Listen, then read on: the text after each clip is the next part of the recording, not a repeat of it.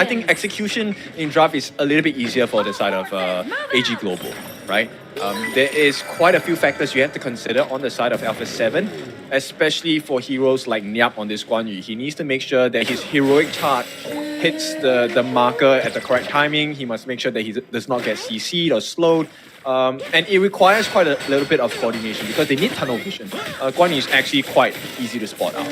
Yeah, and Guan Yu, as much as he has high mobility, but he's not really that tanky, especially when it comes to the early game. He really needs time to get those items if he wants to get as tanky as possible. So he will need a bit more time. Hence, that will also mean that he needs more backup and also rotation from either the jungler or from mid.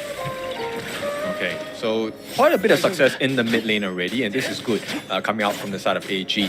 And with no help coming out from Bilal, not through the fault of his own. I mean, there was just too much pressure in the mid lane. Looks like the lane is going well for Jia though. So far, so good for Jia. Yes, he's able to chop up the lanes and also put a lot of pressure onto Almighty. I would kind of expect Almighty to be able to like just poke from the back, but maybe he needs Sake just as an insurance policy to keep the front line sharped up. He needs the damage items, right? Until he gets the burst, Almighty won't be able to do much and offer much across the map just yet. And if Jia out farms him, gets the advantage, you will not see Almighty come online anytime soon. Yeah, so they do have the time yet still, but it also depends how aggressive AG is going to play this. Now, Danny's going to absorb the damage at the front. As cute as the Mankey looks like, well, he's able to tank a decent amount of damage. So he's going to be okay right at the front, in front of his tower. Okay, set sail already used. And Nyap trying to establish a little bit of control. He, for the first time in a long while, he's not winning his lane. Oh, Which yeah. is kind of expected, I guess. And I guess like what you pointed out, because it's the Guan Yu, it's the Nyap specialty, so you have to give a bit more respect to that. I mean, Sun Tzu has quite a lot of skills that allow you control, right? He gets the stun, gets the slow as well. So it's not the easiest time. And once again, I think Dao Hen is already showing signs of what is potentially going to happen. He already has caught quite a few Silky Beauties already. And it's getting a little bit too comfortable. Oh, it might not be too comfortable here for Akira. Took a decent amount of damage from the Blades of Fury. And he has to back off, but yeah, he's able to recover quickly, no problem. Yeah, the couple blades, I think at this point doesn't really hurt him that much, right? Biggest concern here for the side of Alpha 7 still remains to be Almighty for me, and the corresponding lane on the Clash side is also of utmost importance. If Nyap does not get an advantage out of this game, it's not going to be pretty. In fact, rotational speed, I would give it to Leo. Every time he does have the set sail, it's a much bigger advantage going to the side of AG. Nice catch.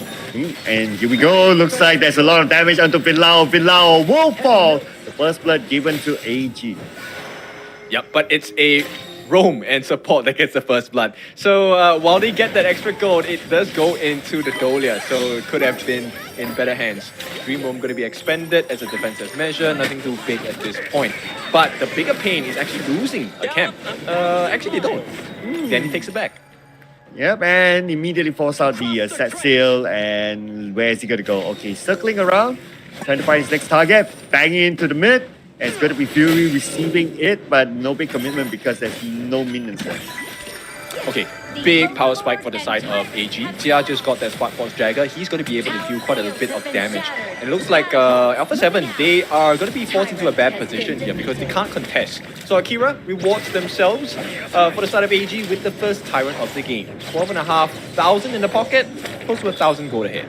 And if we were to talk about like control, AG might have that slight advantage still. We don't see Alpha 7 really putting in the rhythm, trying to force AG to play their style, but instead AG is like, okay, if you're not really doing it, we will. But Danny, he gets another kill, so that's going to be 1-1 right now for the both sides. Okay, so this is a healthy thing for the side of Alpha 7. Yes, they lost the T1 on the bot, but the recovery of the kill onto Leo on the top lane does give Nyap a little bit of breathing space, right? So now it forces Dao Hen to go for the rotation as well. Once again, so they pull the different members on the side of AG away.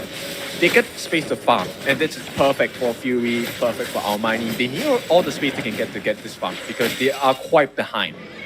But looking at the bottom lane, Alpha 7 is starting to invade the jungle. They're confident of taking down T1 at the bottom. But before that, T1 at the top, taken out by AG. And now it's their chance to try to continue to put pressure. There's nothing much that Nyap can do except to watch. Yeah, it's a consolation prize, right? Right now is who does more damage, and Alpha 7, they lack in that damage department, and they are in a very tight position because any mistake, they can actually get bursted down pretty quickly. And Ruby Blade starts a fight. Oh, going on to the back, Fury managed to get away. They failed to get a kill out of this engagement, but because the tower is still there, they show respect to Alpha 7. Yeah, and this is where you see the benefits of having a small but decent goal lead, right? So they lose the T2 on the top. So Alpha 7, lesser vision and lesser gold as well. AG, they still have that T2 on the bot. And now that's a lot of space for them to farm.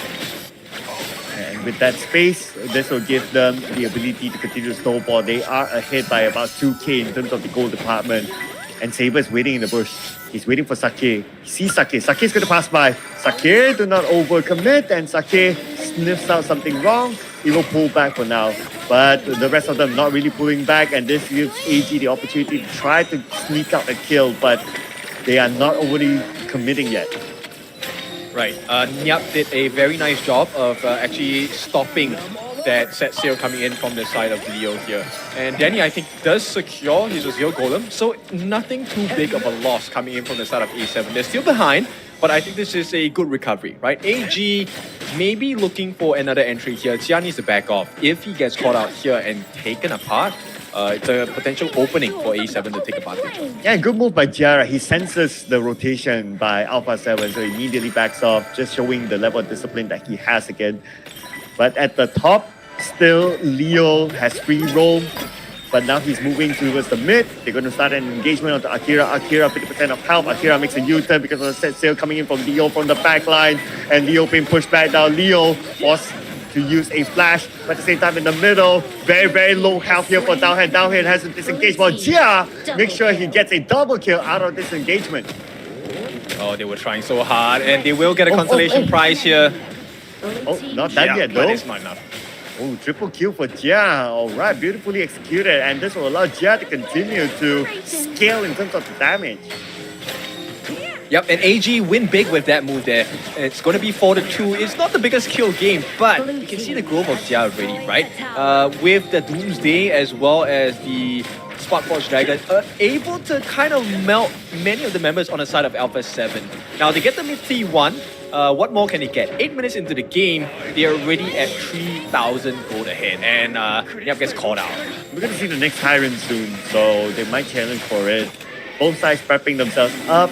All outs are currently prepared, currently ready for both AG and Alpha 7. But Alpha 7, okay, they're not really moving in yet. I mean, they still have the time though, and they are somewhere around. But AG is going to start off the Tyrant.